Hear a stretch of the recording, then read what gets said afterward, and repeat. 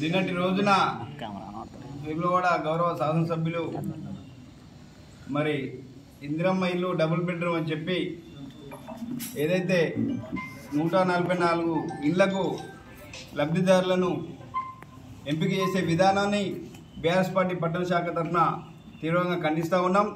మరి దానిలో కాంగ్రెస్ పార్టీకి చెందినటువంటి నాయకులకు వారి కుటుంబ సభ్యులకు దాదాపు ఈ 144లో 50% దాకా వాళ్ళ కుటుంబ సభ్యులకు వాళ్ళ మద్దతుదారులకు ఇవ్వడం జరిగింది. నేను దీనిని తీవ్రంగా ఖండిస్తూ ఉన్నాం.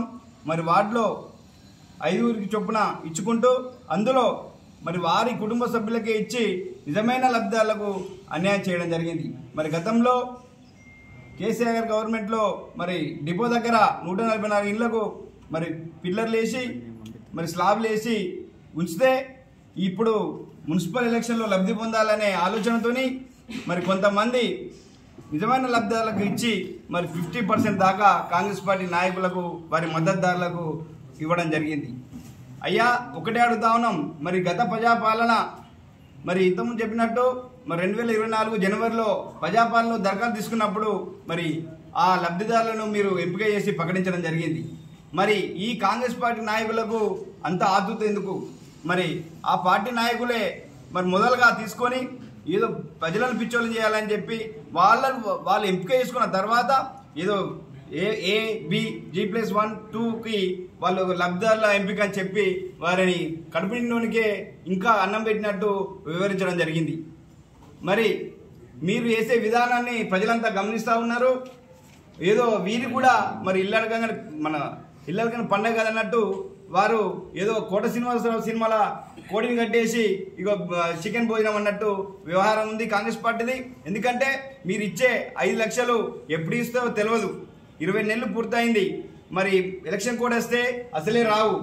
మరి ఈ పరిస్థితుల్లో మళ్ళీ ఓట్లు లబ్ధి పొందాలని వచ్చే మున్సిపల్ ఎలక్షన్లో లబ్ధి పొందాలని నిజమైన లబ్ధిదారులకు పేదలకు అన్యాయం చేయడం. దీనిలో కనీసం పారదర్శకత లేదు. ఎందుకంటే వికలాంగులను తీసుకోలేదు, మరి భర్త లేని వాళ్ళని గుర్తించలేదు, ఇంకా అసలు ఏమి లేని వాళ్ళని పక్కకు పడేసి కాంగ్రెస్ పార్టీ నాయకుల కుటుంబ సభ్యులకే ఈ యొక్క డబుల్ బెడ్రూమ్ అని చెప్పి కేటాయించి నిన్న చెప్పడం నిజంగా బాధాకరం. దీనిపై మా పార్టీ ఖచ్చితంగా పోరాడతాం. నిజమైన లబ్ధిదారులకు న్యాయం జరగాలి. మరి ఇందిరమ్మ కమిటీ సభ్యులు అడుగడుగున నిజమైన లబ్ధిదారులకు అన్యాయం చేస్తూ ఉన్నారు. ఈ కాంగ్రెస్ పార్టీ విధానం మరి ఈ గతంలో కేసీఆర్ ఇచ్చిన పథకాలను తూట్లు పొడిచి ఈ పట్టణంలో మరి గతంలో కొన్ని ఎకరాలను మేము గుర్తించడం జరిగింది. మరి కోతులలో కూడా 40 డబుల్ బెడ్రూమ్ కానీ తుర్కాష్నగర్లో కానీ మరి నిజమైన వాళ్ళకి అన్యాయం చేయొద్దని ఒక పారదర్శక పాటించి లబ్ధిదారులను ఎంపిక చేయడం జరిగింది. కానీ మీరు చేస్తున్న విధానం ప్రజలంతా గమనిస్తూ ఉన్నారు.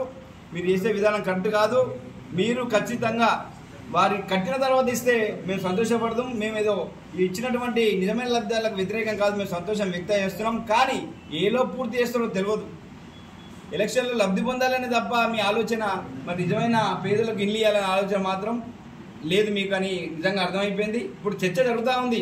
మరి అయ్యా నాకు రాలేదు, నేను కొన్నేళ్ళ నుంచి అని చెప్పి మా నాయకుల ఇళ్ళకి వచ్చి వాళ్ళు కాంగ్రెస్ పార్టీ నాయకుల ఇళ్ళకి ఇచ్చి వాళ్ళ కుటుంబ సభ్యులకు ఇచ్చిరని బాటంగా చెప్తా ఉన్నారు.